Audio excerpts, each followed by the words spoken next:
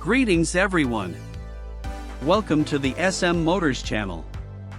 Today we're going to learn about the fantastic story behind the Renault Clio V6 RS. Derived from a racing car, this Clio has a mid-rear engine and was a game changer for the French manufacturer.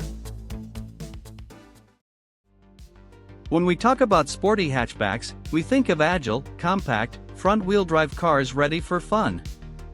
But in the early 2000s, Renault decided to break all the rules and created one of the craziest cars in history, the Renault Clio V6 RS.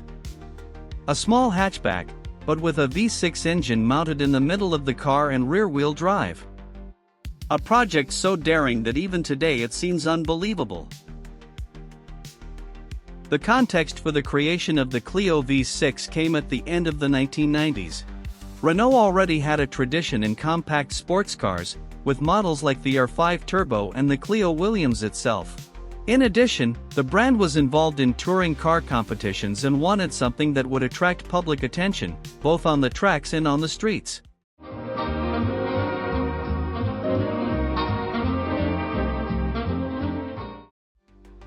That's how the Clio V6 Trophy project was born, a racing version based on the Clio, created to compete in a one-make category.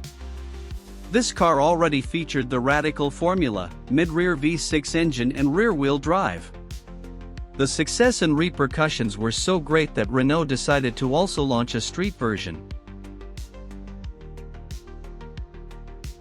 In 2001, the Renault Clio V6 RS Phase 1 arrived on the market, produced in partnership with TWR in Sweden.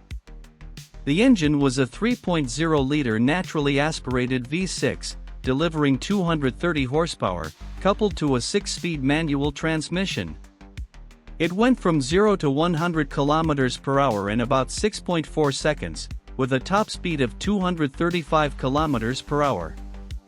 More than the numbers, what was impressive was the experience. Driving a compact hatchback with a mid-engine and rear-wheel drive was something completely different.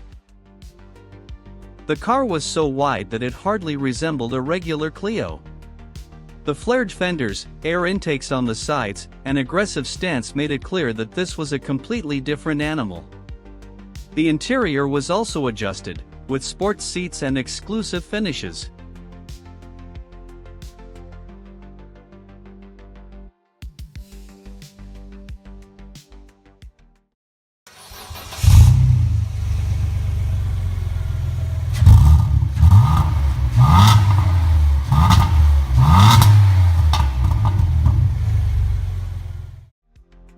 But it wasn't all sunshine and roses.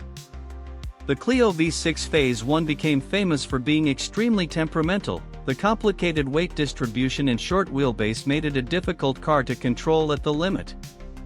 It was fast, but demanded absolute respect from the driver. Renault realized this and in 2003 launched the Clio V6 Phase 2, produced in France by Renault Sport itself. In this evolution, the engine was reworked to 255 horsepower, stability was improved, and the car became more refined. Now, it went from 0 to 100 km per hour in about 5.9 seconds, and the top speed exceeded 240 km per hour. Even so, it remained a challenging car, but much more balanced than the first version. Despite not being created for official races like the 205 T16 or the M3 E30, the Clio V6 gained a legion of fans for being a car unlike anything else on the market. It combined the visual practicality of a hatchback with the soul of a radical sports car, comparable even to mid-engine supercars. Around 1,500 units of Phase 1 and just over 1,300 of Phase 2 were produced, which makes it quite rare today. Collectors and enthusiasts highly value this model, both for its exclusivity and the unique driving experience. The legacy of the Renault Clio V6 RS is enormous. It showed that Renault Sport had the courage to dare and create a car that completely defied the logic of traditional sports hatchbacks. It is remembered as a spiritual successor to the Renault 5 Turbo and is one of the most exotic cars ever produced by a global automaker. Today, more than 20 years later, the Clio V6 continues to be desired as a true supercar hatchback. A car that may be small in size, but gigantic in personality.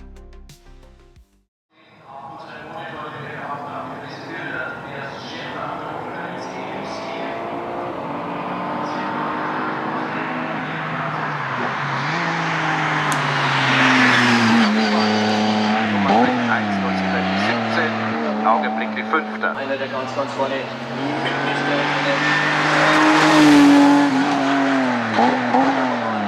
sehr diejenigen Kopierschäfer sind die beiden, die unterwegs sind.